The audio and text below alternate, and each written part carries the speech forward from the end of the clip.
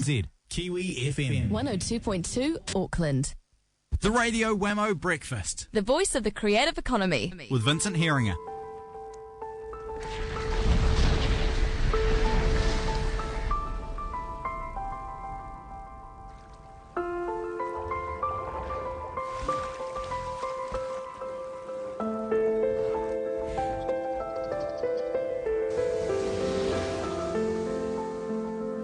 What you're hearing there is the rather dramatic and emotional sounds of a polar bear in distress as his habitat is destroyed and he starts moving into the city. It's an ad for the Nissan Leaf. They call it the polar bear. And Vincent Heeringa is with us this morning to explain a little bit more about this and talk about super fuel-efficient cars. G'day there, Vincent. Good morning, Wammo. How are you? Good. Good. First time I've seen this ad for the Nissan Leaf. It's going viral. It's because it's the cute factor is so high. We won't tell people what the conclusion is. You can visit the ad at Celsius, our sustainability blog, or at Stop Press. If you type in Nissan Leaf into the old YouTube thing, Yep. it will turn up there. It's a beautiful ad, isn't it? It's very emotive. So certainly, yeah. So it sounds like a few more car companies are finally starting to commercialise some of these super fuel-efficient cars, much like the Prius has been around for a wee while now. Yeah. Yeah, well, suddenly everyone is into it. I mean, the technology was coming. Toyota was first with the Prius, and they've just done incredibly well with tens of millions of vehicles sold around the world, and then they gazumped everyone again with their 2009 model that came out last year, and that was even more efficient and getting down sort of into those. The magic numbers are 3.6 litres per 100 kilometres. That's a fantastic result, and actually the Prius was gazumped for a little while with BMW's very, very efficient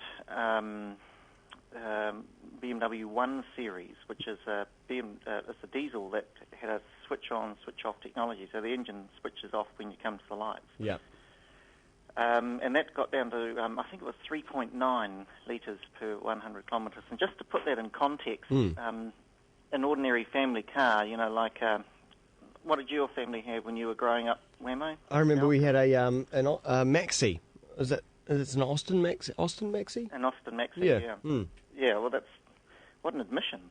Hey, I thought it was a cool car when I was a kid. So something like that, I don't know, have the numbers in front of me, but something like that is going to be doing anywhere between 9 and 14 litres per 100 kilometres. My family wagon, the Chrysler Voyager, does on average, so this is just around town, it's 14 litres per 100.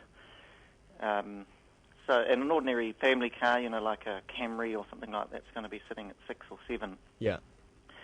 So to get down to sort of below 4 is quite an achievement, and there really is only two ways to do that. That's with a diesel or with a hybrid.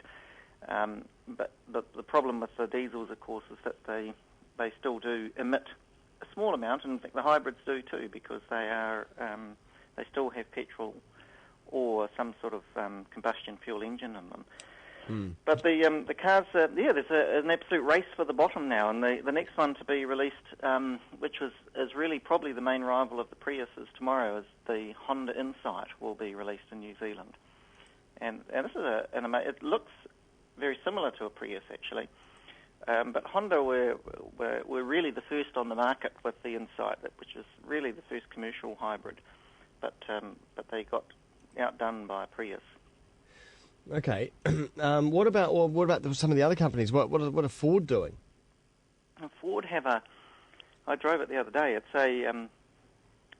a Fiesta, which is, for those old enough to remember Escorts, the Fiesta replaced the Escort as a kind of halfway house between a runabout and a family wagon. It's really big. It's enormous. It's a diesel. It's a 5-door car, very comfortable, quite peppy, and again, getting down into that sub-4 category. And for the moment, until the Honda Insight is released, it is the most fuel-efficient car in New Zealand at 3.6 litres per 100 kilometres. Golly. Yeah, amazing, and that's a diesel, and it's not a little car either. It's quite a big car. They're quite I was impressed actually with driving its tower, and what it just shows, Wammo, is that the technology now is developing so fast, and it's not just technology around hybrids or electrics, although that is happening, and the Tesla is a great example of that. The Tesla is the supercar, the electric supercar. But what's happening is the materials technology, like the ability to manufacture such strong alloys and yet so light. So the weight of cars has come down markedly. Also the efficiency and the accuracy of the engines, so that the tolerances are so low now that the wear and tear is so low, and there's no wastage.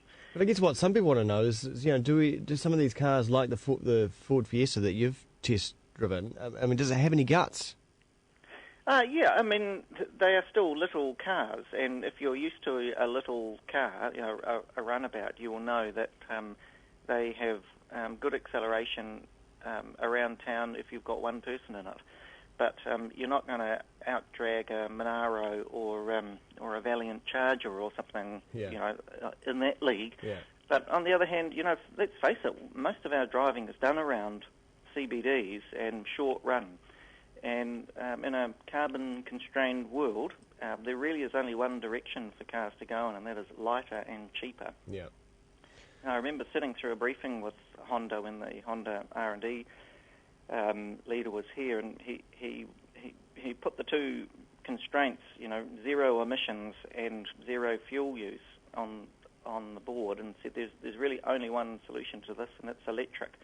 So electric is making a massive comeback, and just last week there was a display of very cool electric vehicles in London, part of the Prince Charles Environment Day. And these are they look like sports supercars. Yeah, I think there's been a tendency in the past to make, and the Honda Insight is a good example of this, make them look sort of spacey, like they've come out of Logan's Run. Yeah. And now the tendency is to make them look racy. So, it's almost like an overcompensation for the fact that they're eco and electric, because the impression is that they'll be geeky and slightly dorky. Yeah. And the Tesla, which is a beautiful-looking car, an absolutely gorgeous sports car, and high performance, 0 to 100 in the blink of an eye, because, of course, you get massive torque with electric vehicles, electric engines.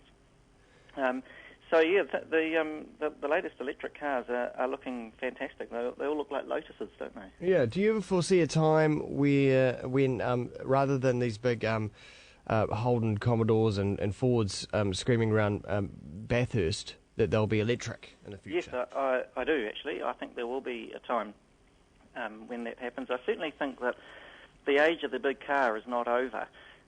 What's happening is that cars are getting more efficient, and I know plenty of blokes who would still love to drive a great big 4x4 or, as you say, a big V8 Commodore, but the constraints on emissions will grow by regulations, and manufacturers will be forced to turn those great big V8 engines into V8 hybrids or some sort of biofuel alternative. So yeah, I don't think the big car is not finished by any stretch. In fact, what will happen is the cars will get bigger as engines get more efficient.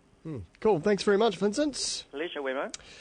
Check out idealog.co.nz as well, and Vincent on Twitter as well, twitter.com/V Heeringa.